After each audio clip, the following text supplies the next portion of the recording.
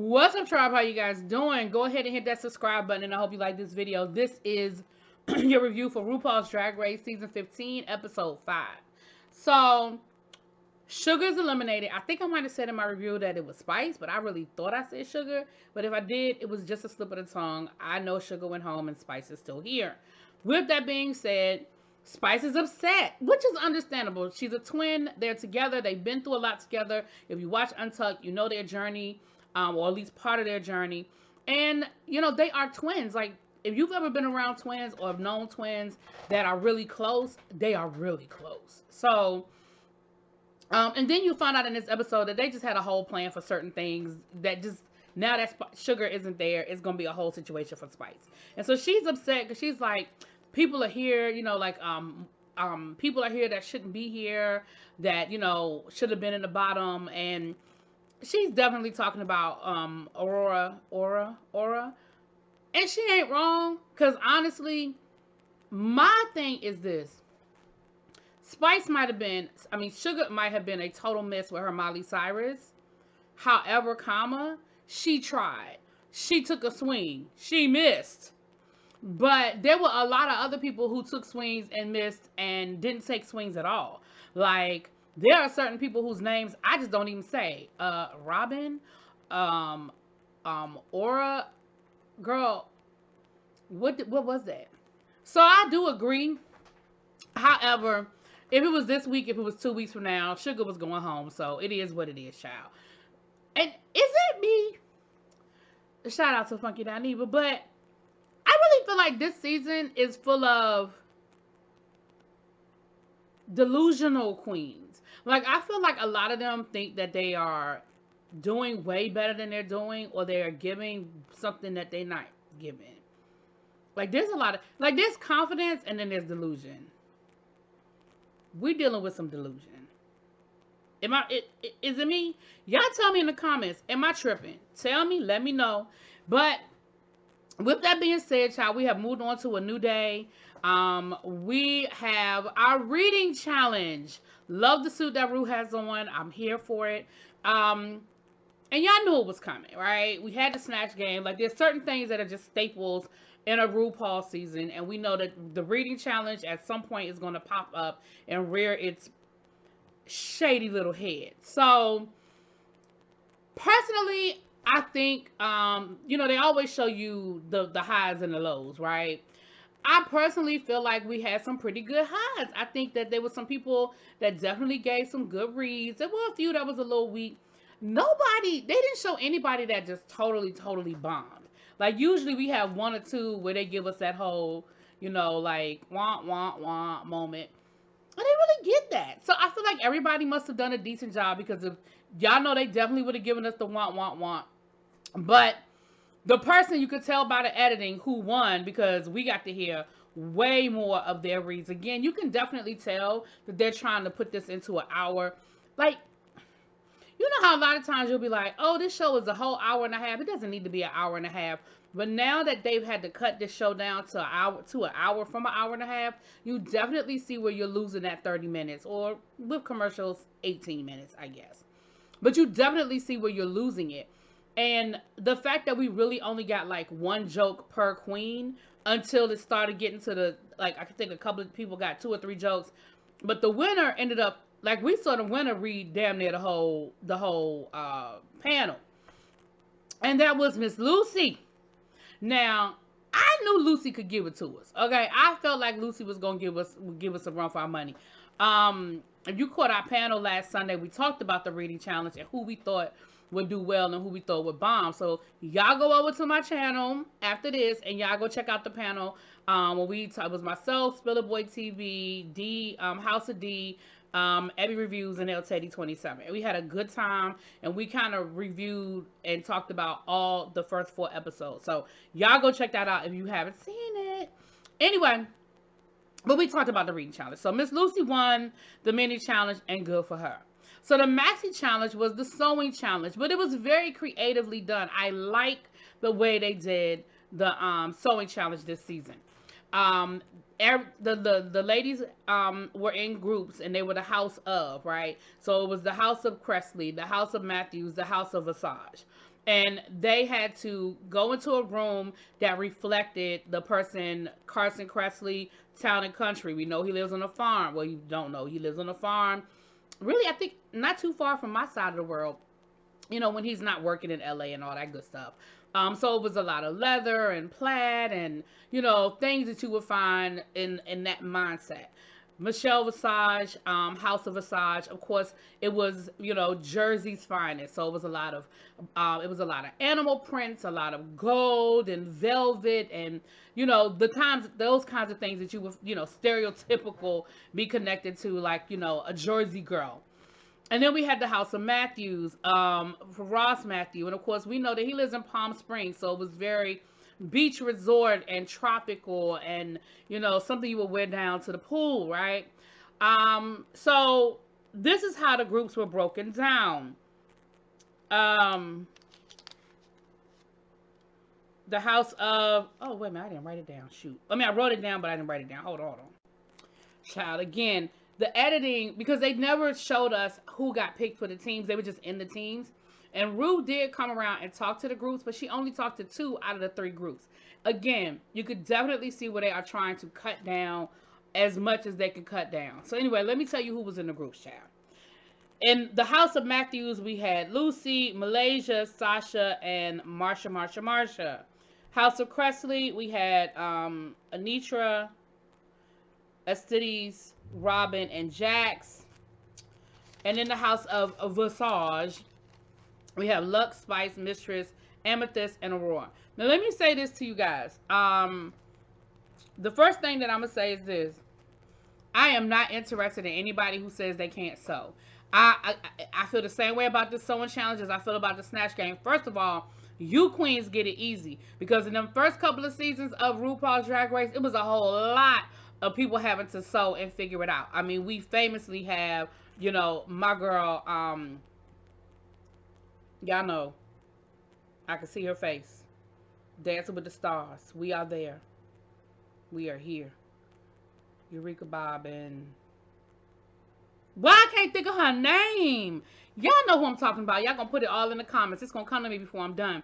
But anyway, we know that famously, oh my gosh, she struggled with the sewing challenge, right? Now the queens come with these ready-made, costumes and outfits. And I'm not mad about it because it is what it is. But I just don't have no patience for anybody that's like, oh my gosh, I can't sew. So this year was Malaysia and Amethyst, right? They can't sew.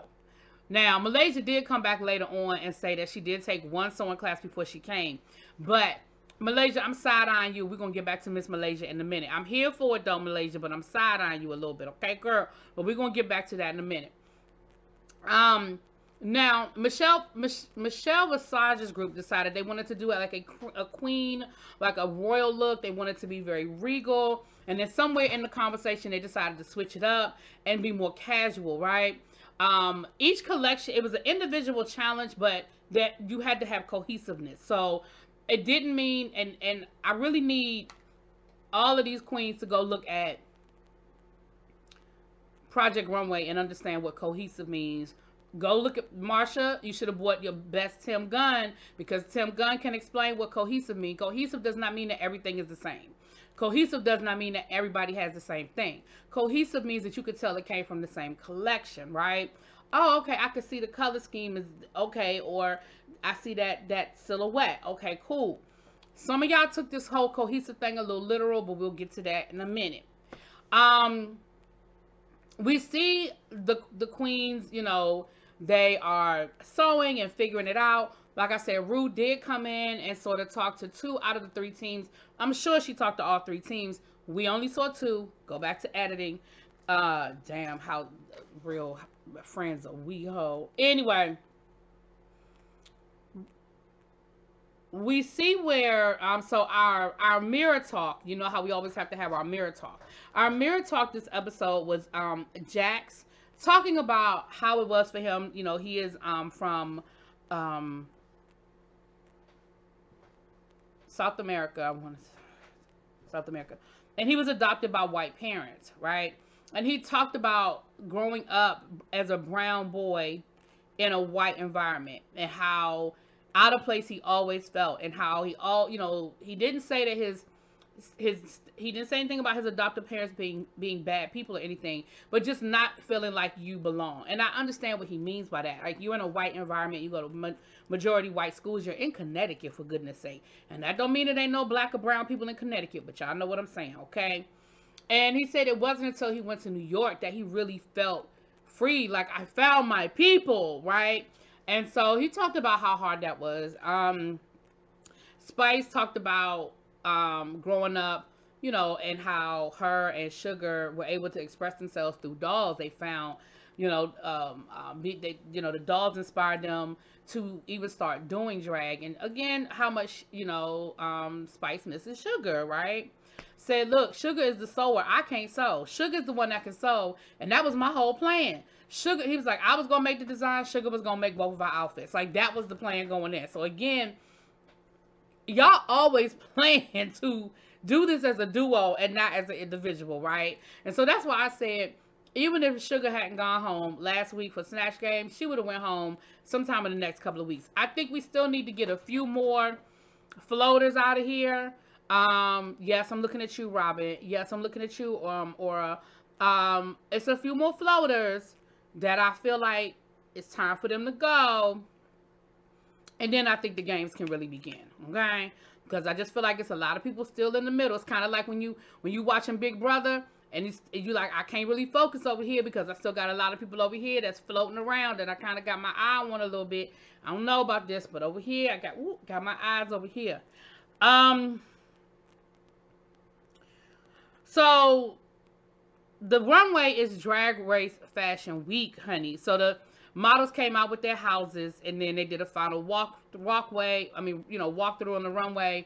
And I thought it was really cute. Again, I love this. This is something different, and I love it for the sewing challenge. I'm here for it. It's still unconventional fabrics because they had to use, pillows and pillowcases and curtains and lampshades. So it was still unconventional, but it had a cute little twist to it. So I was here for it. The first house to come out was the House of Visage, and their cohesive connection was animal print. Everybody had some sort of animal print on their outfits. Mistress came out. She had a leopard print bustier. I loved her look. I loved with the black skirt with the train on it. I was here for it. I loved her look. Aura gave me a zebra skirt with the slit, like two slits up the side, and it was a halter. I noticed, and this must be something that's easy to make sewing wise. Listen, I took home economics in high school, freshman year. Half of the year was cooking, and the other half of the year was sewing. Needless to say, I did not do well on either side. I mean, I passed the class, let's be clear. But there were some girls in my class. I went to all girls high school. There were some girls in my class that were making like business suits by the end of the semester, and I was barely working my way through a pair of shorts, okay? I passed the class, but let's just say I will not be on anybody's project runway anytime soon. So I say that to say halter tops must be easy to make because I feel like 70% of the girls had halters on. The other, about 20% had some sort of a bustier situation going on. That's what I felt like I saw, okay? So they must be easy to put together and easy to make because, baby. Amethyst gave me a gold with leopard print, and I wrote on here a mess.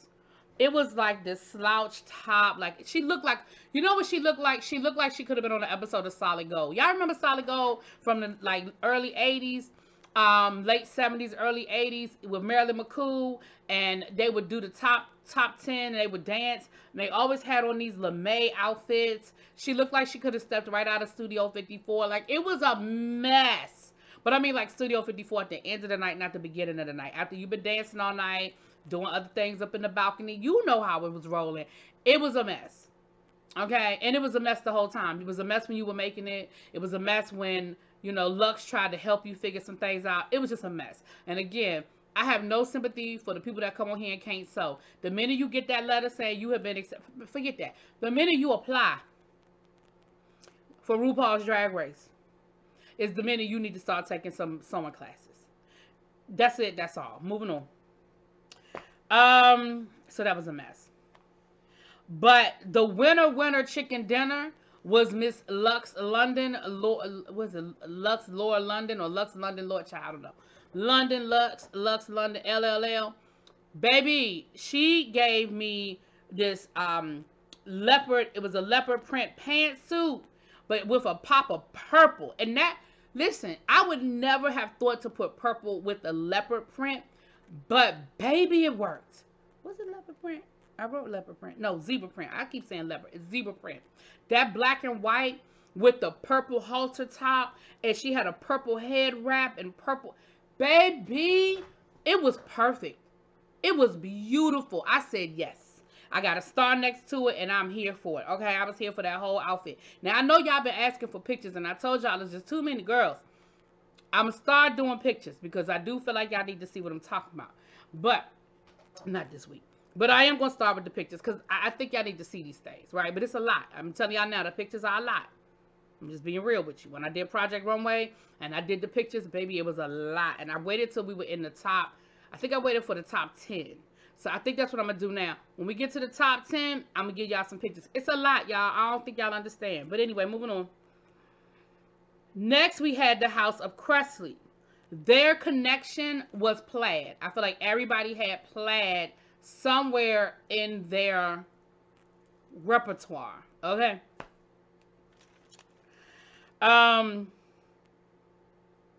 Robin gave us this leather bustier with the plaid skirt. She had this top with like a big shoulder pad, looking like almost like an army general situation. I was here for Miss Robin's outfit. I think that's the most I've said Robin's name this whole season. I was here for your outfit, Miss Robin. Jax gave us a pleated skirt with a plaid jacket. It reminded me of my Catholic school days. She looked like she could have been walking down the halls of a high school. She had this mullet hair with in the make. Let me say this: the judges did not like it.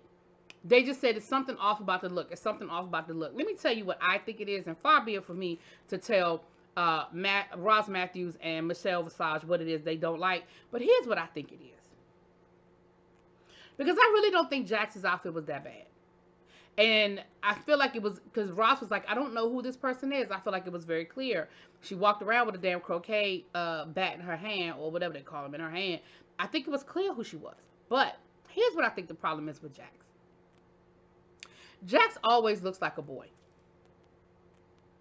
And wearing a mullet wig, it does not help. All the makeup in the world, beautiful. Beautiful face, beat everything. The mullet wig was not helping. And I think part of the problem is no matter what Jax wears, and because Jax likes to do the whole tomboy thing, Jax, you need to glam it up. You cannot do the tomboy thing because you don't look drag enough for them. I'm not saying it's not cool for your aesthetic and when you're in the clubs and when you're doing your thing. That's not what I'm saying, boo. But for this competition, for these judges, it's not going to work. So that's just my 2 cents. I could be wrong. Y'all tell me in the comments if y'all think that was wrong. Anitra, again, I wrote plaid skirt, halter, and then the skirt was like a half skirt. So like as she walked off the stage, all you saw was her thong. I mean, I'm sure that was on purpose. Just don't know why.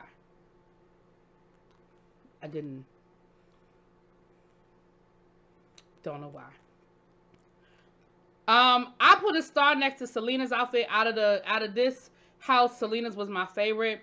She had this plaid puffy jacket. Here's my problem. It was too much. That jacket, and when she first came out and walked down the runway, that jacket stole the show. I loved it. I was like, I would buy it if I saw it. It is beautiful, right? The problem is, once she opened up the jacket, she had a bustier, she had a skirt, she had another something over the bustier. It was too much, and the bustier was ill-fitting.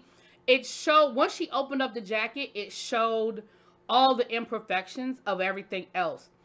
If she had kept it simple, maybe just a cute little skirt and top, maybe just a dress, because that puffy coat did it. You didn't need all that extra underneath. And the judges told her the same thing, child. But to let you know that was my favorite out of the group, that should let you know. Now, the judges liked Robin's. Robin's wasn't, I mean, it was cool, but it didn't, like, blow me away, you know. So then we have Ross Matthews. Sasha came out. It was very J-Lo-ish. It was a swimsuit with a cover up. And you know she's a pageant girl. She knows how to walk that runway. And she was throwing that cover up, and it was billowing out, and it was gorgeous. You could definitely see her sitting poolside with that whole ensemble down to the Palm Beach. Lucy had a pantsuit. I wrote Dolly Parton too messy. It was too much for me. I didn't think it was. She looked like Dolly Parton. She looked like she was doing her Dolly Parton impression again. And the way she was walking down the runway, she looked like she was trying to be Dolly Parton. And that's what it said to me. Malaysia was giving First Lady, I'm on my way to church in the First Baptist Church of Palm Beach. She was definitely giving Palm Beach, but also giving First Lady vibes. And she looked really cute. And I was like, okay, girl, who helped you sew that? Or did you play with us? Did you hustle us into thinking you really couldn't sew? Because, ma'am, that outfit was cuter than some of them other ladies who said they could sew. Okay?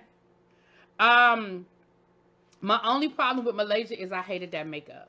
I did not like her makeup. I don't know what was going on with that makeup, but I hated it. It didn't look, I didn't like it. I don't know what was going on. I did not like it. Marsha gave us, I just wrote a skirt and a halter top. Baby, we had so many damn halter tops. I mean, my favorite out of that group was would have been Sasha Fierce's. I mean, I keep calling her Sasha Fierce. Y'all know who I'm talking about, y'all. Sasha Colby. The judges loved Malaysia's, and that's when she said on the runway that she had never sewn anything before. She said she did take one sewing class, but you know, that was her first time sewing. So, baby, you just must have a gift for it. Some people just have a gift because it looked cute. Now, again, was it perfection? Absolutely not. But again, like I said, it looked better than some of the others out there. Now, the guest judge this week was my girl, Janelle Monáe. I'm here for all things Janelle Monáe. All hail the queen, because to me, that is what she is, a queen. Okay.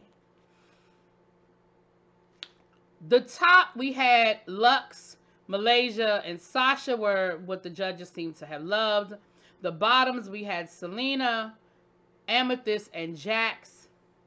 I knew when Amethyst was in the bottom, she was going home. Girl, you done been in the bottom twice. We are in week 5, and you have already lip synced twice, my love. I said, it don't matter what she do on that stage. She could do a backflip, triple axe, double, saute, chatte, fall from the sky. Her shoes could light up and sparks fly out of them. She was going home. I mean, unless the person going against her just totally flopped, fell out on the floor, didn't even try. Girl, you were going home. Yep. Luxe won, and again, again, her outfit, I think, was the best look of the night. She should have won. Let's be clear. But her attitude about winning makes me not want to root for her. It's giving me very, what's my girl? I don't know why my brain is so blank. I can't remember none of my girls' names today. But anyway, I'll remember her name too when, probably when I get up off of here. But it makes me not want to root for you because the way you win isn't, I don't want to say you're not humble enough, because I don't think people should make somebody be humble, but I don't know. I don't know the words I'm looking for, but I know I wasn't here for it. I wasn't feeling it. Okay? The lip sync was to, the people in the bottom were Selena and Amethyst. Jax was safe. They lip synced to Queen by Janelle Monáe. And like I said, child, it didn't matter. As long as Selena danced and knew the words, child, she was going to win over Amethyst. I just didn't feel like it was anything left, that anything more Amethyst could have given us. Like I said, this is your third time in the bottom in 5 weeks of competition. And actually, it's really 4 weeks of competition, because remember the first episode, nobody went home. It was a double episode, really. So there's really only been 4 lip syncs, ma'am. You've been in 3 of them. It was time to go. So we'll see what happens next week, child. Like I said, in my mind, I still feel like it's a few more floaters that need to go on and go home. But they might surprise me and give me something different. Y'all let me know what y'all think. I'll talk to y'all later. Peace.